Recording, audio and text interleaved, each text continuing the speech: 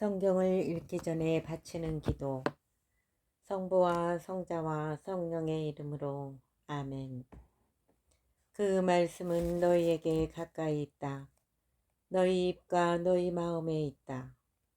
주님, 성령의 빛으로 저희 눈을 여시어 주님의 길을 보게 하시고 저희 귀를 여시어 생명의 말씀을 듣게 하소서. 아멘. 성부와 성자와 성령의 이름으로 아멘. 로마 신자들에게 보낸 서간 인사 1장. 그리스도 예수님의 종으로서 사도로 부르심을 받고 하느님의 복음을 위하여 선택을 받은 바오로가 이 편지를 씁니다. 이 복음은 하느님께서 당신의 예언자들을 통하여 미리 성경에 약속해 놓으신 것으로 당신 아드님에 관한 말씀입니다. 그분께서는 육으로는 다윗의 후손으로 태어나셨고 거룩한 영으로는 죽은 이들 가운데에서 부활하시어 힘을 지니신 하느님의 아드님으로 확인되신 우리 주 예수 그리스도이십니다. 우리는 바로 그분을 통하여 사도직의 은총을 받았습니다. 이는 그분의 이름을 위하여 모든 민족들에게 믿음의 순종을 일깨우려는 것입니다. 여러분도 그들 가운데에서 부르심을 받고 예수 그리스도의 사람이 되었습니다. 성도로 부르심을 받은 이들로서 하느님께 사랑받는 로마의 모든 신자에게 인사합니다. 하느님 우리 아버지와 주 예수 그리스도에게서 은총과 평화가 여러분에게 내리기를 빕니다. 로마를 방문하려는 원의. 먼저 여러분 모두의 일로 예수 그리스도를 통하여 나의 하느님께 감사를 드립니다. 여러분의 믿음이 온 세상에 알려지고 있기 때문입니다. 그분 아드님의 복음을 선포하며 내 영으로 섬기는 하느님께서 나의 증인이십니다. 나는 끊임없이 여러분 생각을 하며 기도할 때마다 하느님의 뜻에 따라 어떻게든 내가 여러분에게 갈 수 있는 길이 열리기를 빌고 있습니다. 나는 여러분을 보게 되기를 간절히 바랍니다. 여러분과 함께 성령의 은사를 나누어 여러분의 힘을 북돋아 주려는 것입니다. 다시 말하면 내가 여러분과 같이 지내면서 여러분의 믿음과 나의 믿음을 통하여 다 함께 서로 격려를 받으려는 것입니다. 형제 여러분, 나는 여러분이 이 사실도 알기를 바랍니다. 비록 지금까지 좌절되기는 하였지만 나는 여러분에게 가려고 여러 번 작정하였습니다. 다른 민족들에게서처럼 여러분에게서도 내가 어떤 성과를 거두려는 것이었습니다.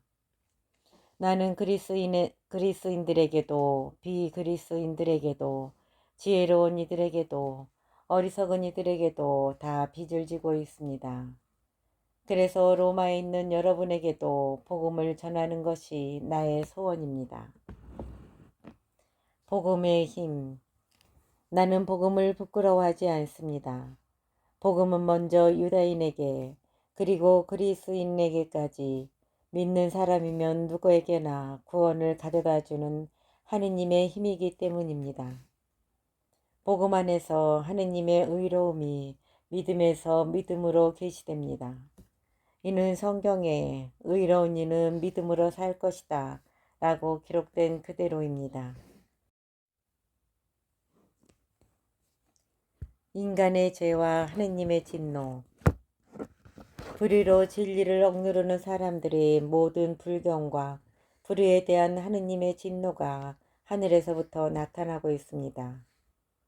하느님에 관하여 알 수 있는 것이 이미 그들에게 명백히 드러나 있기 때문입니다.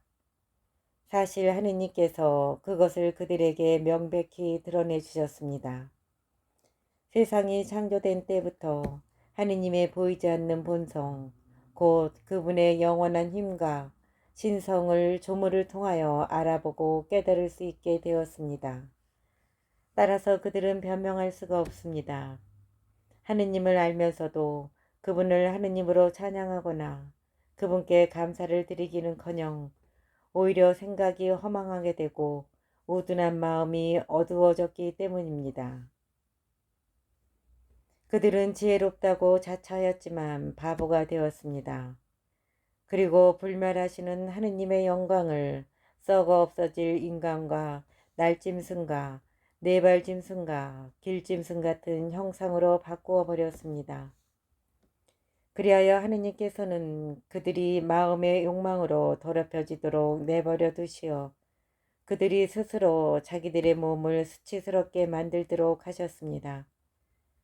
그들은 하느님의 진리를 거짓으로 바꾸어 버리고 창조주 대신에 피조물을 받들어 섬겼습니다. 창조주께서는 영원히 찬미받으실 분이십니다. 아멘. 이런 까닭에 하느님께서는 그들을 수치스러운 정역에 넘기셨습니다. 그리하여 그들의 여자들은 자연스러운 육체관계를 자연을 거스르는 관계로 바꾸어 버렸습니다. 남자들도 마찬가지로 여자와 맺는 자연스러운 육체관계를 그만두고 저희끼리 색욕을 불태웠습니다.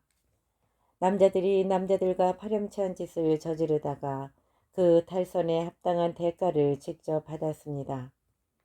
그들이 하느님을 알아모시려고 하지 않았기 때문에 하느님께서는 그들이 분별 없는 정신에 빠져 부당한 짓들을 하게 내버려 두셨습니다. 그들은 온갖 불의와 사악과 탐욕과 악의로 가득 차 있고 시기와 살인과 분쟁과 사기와 악덕으로 그득합니다. 그들은 험담꾼이고 중상꾼이며 하느님을 미워하는 자고 불선하고 오만한 자며 허풍쟁이고 모략꾼이고 부모에게 순종하지 않는 자며 우둔하고 신의가 없으며 비정하고 무자비한 자입니다.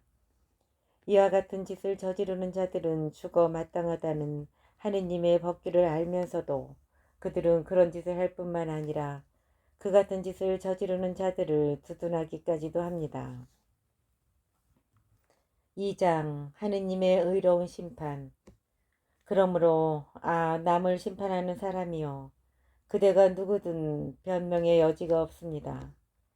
남을 심판하면서 똑같은 짓을 저지르고 있으니 남을 심판하는 바로 그것으로 자신을 단죄하고 있기 때문입니다.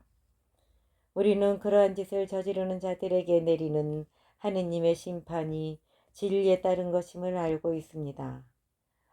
그러한 짓을 저지르는 자들을 심판하면서도 스스로 같은 짓을 하는 사람이요. 그대는 하느님의 심판을 모면할 수 있으리라고 생각합니까? 아니면 하느님의 그 큰 호의와 간용과 인내를 업신여기는 것입니까?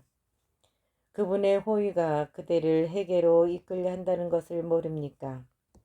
그대는 회개할 줄 모르는 완고한 마음으로 하느님의 의로운 재판이 이루어지는 진노와 계시의 날에 그대에게 쏟아질 진노를 쌓고 있습니다. 하느님께서는 각자에게 그 행실대로 갚으실 것입니다. 꾸준히 선행을 하면서 영광과 명예와 불멸을 추구하는 이들에게는 영원한 생명을 주십니다. 그러나 이기심에 사로잡혀 진리를 거스르고 불의를 따르는 자들에게는 진노와 격분이 쏟아집니다. 먼저 유다인이 그리고 그리스인까지 악을 저지르는 자는 누구나 환난과 고통을 겪을 것입니다. 먼저 유다인에게 그리고 그리스인에게까지 선을 행하는 모든 이에게는 영광과 명예와 평화가 내릴 것입니다. 하느님께서는 사람을 차별하지 않으시기 때문입니다. 다른 민족들과 율법을 모르고 죄지은 자들은 누구나 율법과 관계없이 멸망하고 율법을 알고 죄지은 자들은 누구나 율법에 따라 심판을 받을 것입니다. 율법을 듣는 이가 하느님 앞에서 의로운 이가 아니라 율법을 실천하는 이라야 의롭게 될 것이기 때문입니다. 다른 민족들이 율법을 가지고 있지 않으면서도 본성에 따라 율법에서 요구하는 것을 실천하면 율법을 가지고 있지 않은 그들이 자신들에게는 율법이 됩니다. 그들의 양심이 증언하고 그들의 엇갈리는 생각들이 서로 고발하기도 하고 변호하기도 하면서 그들은 율법에서 요구하는 행위가 자기들의 마음에 쓰여 있음을 보여줍니다. 이러한 사실은 내가 전하는 복음이 가르치는 대로 하느님께서 그리스도 예수님을 통하여 사람들의 숨은 행실들을 심판하시는 그날에 드러날 것입니다.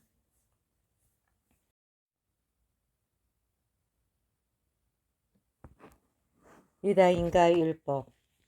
그런데 그대는 자신을 유다인이라고 부르면서 율법에 의지하고 하느님을 자랑하며 율법을 배워 하느님의 뜻을 알고 무엇이 중요한지 판단할 줄 안다고 합니다.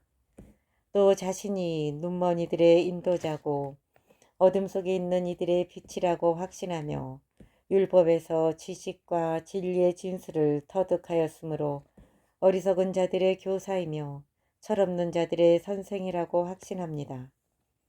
그렇다면 남을 가르치면서 왜 자신은 가르치지 않습니까? 도둑질을 하지 말라고 설교하면서 왜 그대는 도둑질을 합니까? 간음을 하지 말라고 하면서 왜 그대는 간음을 합니까? 우상을 혐오한다고 하면서 왜 그대는 신전 물건을 훔칩니까? 율법을 자랑하면서 왜 그대는 율법을 어겨 하느님을 모욕합니까? 과연 성경에 하느님의 이름이 너희 때문에 다른 민족들 가운데에서 모독을 받는다고 기록되어 있습니다. 그대가 율법을 실천하면 할례는 유익합니다. 그러나 그대가 율법을 어기면 그대가 받은 할례는 할례가 아닌 것이 되고 맙니다.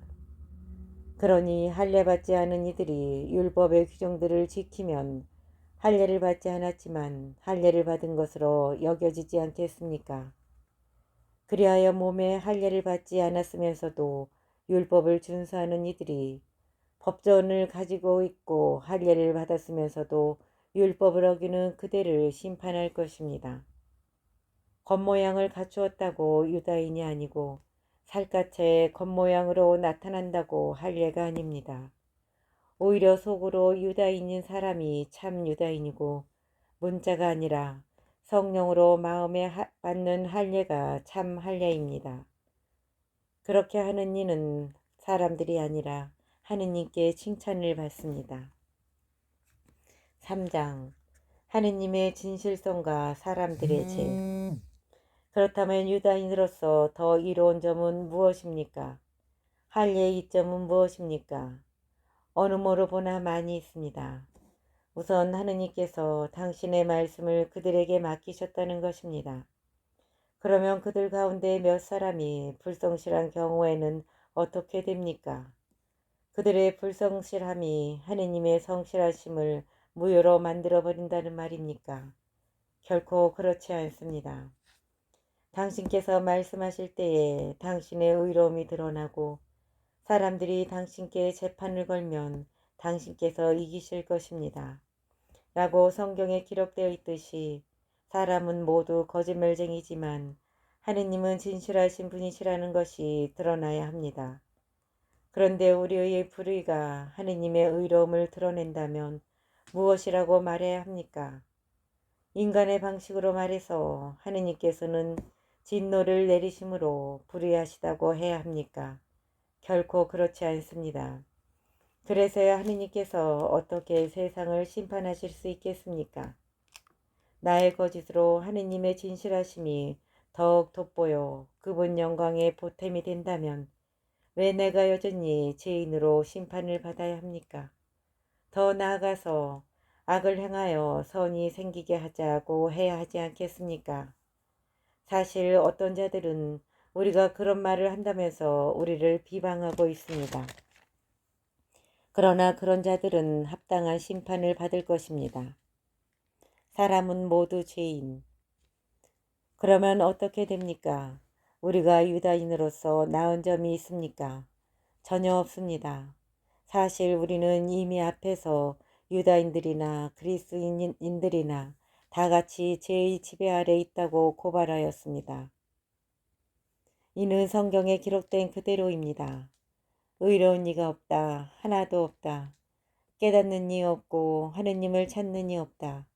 모두 빗나가 다 함께 쓸모없이 되어버렸다. 호의를 베푸는 이가 없다. 하나도 없다. 그들 목구멍은 열린 무덤, 혀로는 사람을 속이고 입술 밑에는 살무사의 독을 품는다. 그들의 입은 저주와 독설로 가득하고 발은 남의 피를 쏟는 일에 재빠르며 그들이 가는 길에는 파멸과 비참만이 있다. 그들은 평화의 길을 알지 못한다. 그들의 눈에는 하느님을 두려워하는 빛이 없다.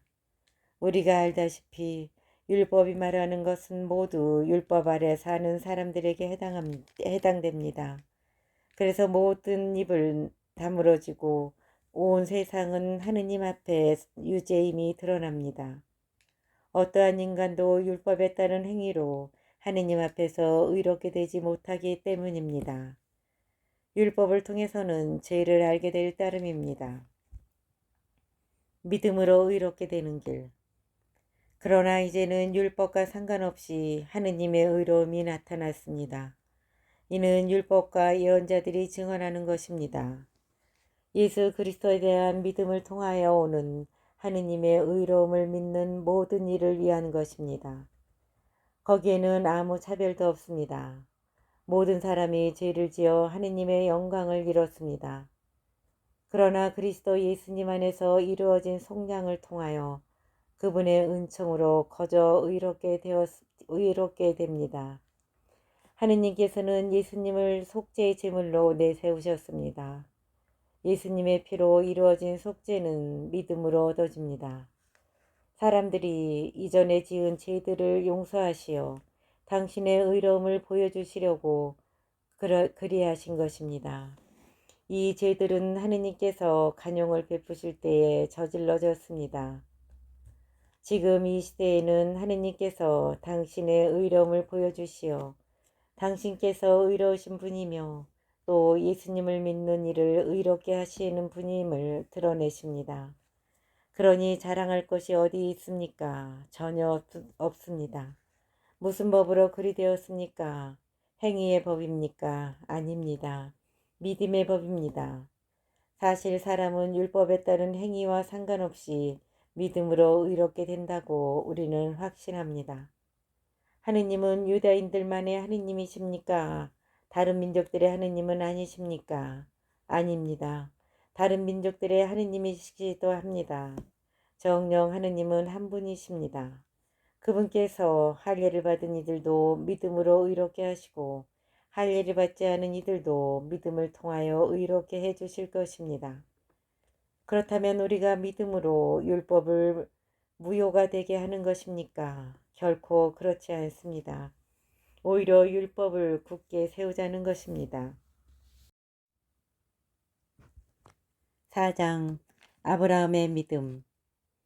그렇다면 혈육으로 우리 선조인 아브라함이 찾아 얻은 것을 두고 우리가 무엇이라고 말해야 합니까? 아브라함이 행위로 의롭게 되었더라면 자랑할 만도 합니다. 그러나 하느님 앞에서는 그렇지 않습니다. 성경은 무엇이라고 말합니까? 아브라함이 하느님을 믿으니 하느님께서 믿음을 의로움으로 인정해 주셨다 하였습니다. 일을 하는 사람에게는 품삯이 선물이 아니라 당연한 보수로 여겨집니다. 그러나 일을 하지 않더라도 불경한 자를 의롭게 하시는 분을 믿는 사람은 그 믿음을 의로움으로 인정받습니다. 그래서 다윗도 하느님께서 행위와는 상관없이 의로움을 인정해 주시는 사람의 행복을 이렇게 노래합니다. 행복하여라 불법을 용서받고 죄가 덮어진 사람들. 행복하여라 주님께서 죄를 헤아리지 않으시는 사람. 그렇다면 이 행복이 할례받은 이들에게만 해당됩니까? 아니면 할례받지 않은 이들에게도 해당됩니까? 우리는 하느님께서 아브라함의 믿음을 의로움으로 인정해 주셨다고 말합니다. 그러면 어떤 상황에서 그러한 인정을 받았습니까? 할례를 받은 다음입니까? 아니면 할례를 받지 않았을 때일입니까? 할례 받은 다음이 아니라 할례 받지 않았을 때입니다. 그는 할례를 받지 않았을 때 믿음으로 얻은 의로움을 확증하는 것으로서 할례라는 표징을 받았습니다. 이는 그가 할례를 받지 않고도 믿는 모든 사람의 조상이 되어 그들도 의로움을 인정받게 하려는 것이었습니다. 또한 아브라함은 할례 받은 이들의 조상입니다. 그들은 할례를 받았을 뿐만 아니라 우리 조상 아브라함이 할례를 받지 않았을 때에 걸어간 그 믿음의 발자취도 따라 걸었습니다. 믿음을 통하여 실현된 하느님의 약속. 세상의 상속자가 되리라는 약속은 율법을 통해서가 아니라 믿음으로 얻은 의로움을 통해서 아브라함과 그 후손들에게 주어졌습니다. 율법에 따라 사는 사람들이 상속자라면 믿음은 의미가 없어지고 약속은 무효가 됩니다. 율법은 진노를 자아내기 때문입니다. 율법이 없는 곳에는 범법도 없습니다. 그러한 까닭에 약속은 믿음에 따라 이루어지고 은총으로 주어집니다. 이는 약속이 모든 후손에게 곧 율법에 따라 사는 이들뿐만 아니라 아브라함이 보여준 믿음에 따라 사는 이들에게도 보장되게 하려는 것입니다. 아브라함은 우리 모두의 조상입니다. 그것은 성경에 내가 너를 많은 민족의 조상으로 만들었다 라고 기록된 그대로입니다. 아브라함은 자기가 믿는 분, 곧 죽은 이들을 다시 살리시고 존재하지 않는 것을 존재하도록 불러내시는 하느님 앞에서 우리 모두의 조상이 되었습니다. 그는 희망이 없어도 희망하며 너의 후손들이 저렇게 많아질 것이다 하신 말씀에 따라 많은 민족의 아버지가 될 것을 믿었습니다. 100살가량 되어 자기 몸이 이미 죽은 것이나 다름없고 살아야 못해도 죽은 것이라 여기면서도 믿음이 약해지지 않았습니다. 그는 불신으로 하느님의 약속을 의심하지 않았을 뿐만 아니라 오히려 믿음으로 더 굳세어져 하느님을 찬양하였습니다. 그리고 하느님께서는 약속하신 것을 능히 이루실 수 있다고 확신하였습니다. 바로 그 때문에 하느님께서 그 믿음을 의로움으로 인정해 주신 것입니다. 하느님께서 인정해 주셨다는 기록은 아브라함만이 아니라 우리를 위한 것이기도 합니다. 우리 주 예수님을 죽은 이들 가운데서 일으키신 분을 믿는 우리도 그렇게 인정받을 것입니다. 이 예수님께서는 우리의 잘못 때문에 죽음에 넘겨지셨지만 우리를 의롭게 하시려고 되살아나셨습니다. 5장 의롭게 된 이들의 삶과 희망. 그러므로 믿음으로 의롭게 된 우리는 우리 주 예수 그리스도를 통하여 하느님과 더불어 평화를 누립니다. 믿음 덕분에 우리는 그리스도를 통하여 우리가 서 있는 이 은총 속으로 들어올 수 있게 되었습니다. 그리고 하느님의 영광에 참여하리라는 희망을 자랑으로 여깁니다. 그뿐만 아니라 우리는 환난도 자랑으로 여깁니다.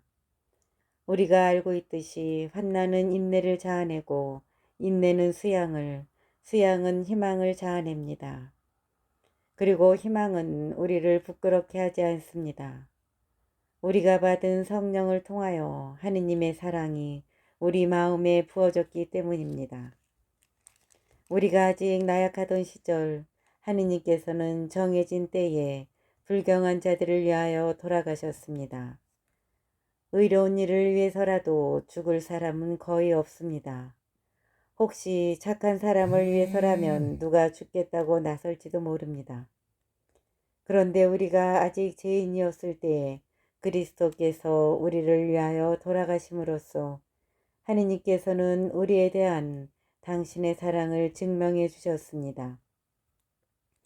그러므로 이제 그분의 피로 의롭게 된 우리가 그분을 통하여 하느님의 진노에서 구원을 받게 되리라는 것은 더욱 분명합니다. 우리가 하느님의 원수였을 때에 그분 아드님의 죽음으로 그분과 화해하게 되었다면 화해가 이루어진 지금 그 아드님의 생명으로 구원을 받게 되리라는 것은 더욱 분명합니다. 그뿐 아니라 우리는 또한 우리 주 예수 그리스도를 통하여 하느님을 자랑합니다. 이 그리스도를 통하여 이제 화해가 이루어진 것입니다. 아담과 그리스도. 그러므로 한 사람을 통하여 죄가 세상에 들어왔고 죄를 통하여 죽음이 들어왔듯이 또한 이렇게 모두 죄를 지었으므로 모든 사람에게 죽음이 미치게 되었습니다. 사실 율법이 있기 전에도 세상에 죄가 있었지만 율법이 없어서 죄가 죄로 헤아려지지 않았습니다. 그러나 아담부터 모세까지는 아담의 범죄와 같은 방식으로 죄를 짓지 않은 자들까지도 죽음이 지배하였습니다. 아담은 장차 오실 분의 예형입니다. 그렇지만 은사의 경우는 범죄의 경우와 다릅니다. 사실 그 한 사람의 범죄로 많은 사람이 죽었지만 하느님의 은총과 예수 그리스도 한 사람의 은혜로운 선물은 많은 사람에게 충만히 내렸습니다. 그리고 이 선물의 경우도 그 한 사람이 죄를 지은 경우와는 다릅니다. 한 번의 범죄 뒤에 이루어진 심판은 유죄 판결을 가져왔지만 많은 범죄 뒤에 이루어진 은사는 무죄 선언을 가져왔습니다. 사실 그 한 사람의 범죄로 그 한 사람을 통하여 죽음이 지배하게 되었지만 은총과 의로움의 선물을 충만히 받은 이들은 예수 그리스도 한 분을 통하여 생명을 누리며 지배할 것입니다. 그러므로 한 사람의 범죄로 모든 사람이 유죄 판결을 받았듯이 한 사람의 의로운 행위로 모든 사람이 의롭게 되어 생명을 받습니다. 한 사람의 불순종으로 많은 이가 죄인이 되었듯이 한 사람의 순종으로 많은 이가 의로운 사람이 될 것입니다. 율법이 들어와 범죄가 많아지게 하였습니다. 그러나 죄가 많아진 그곳에 은총이 충만히 내렸습니다. 이는 죄가 죽음으로 지배한 것처럼 은총이 우리 주 예수 그리스도를 통하여 영원한 생명을 가져다주는 의로움으로 지배하게 하려는 것입니다.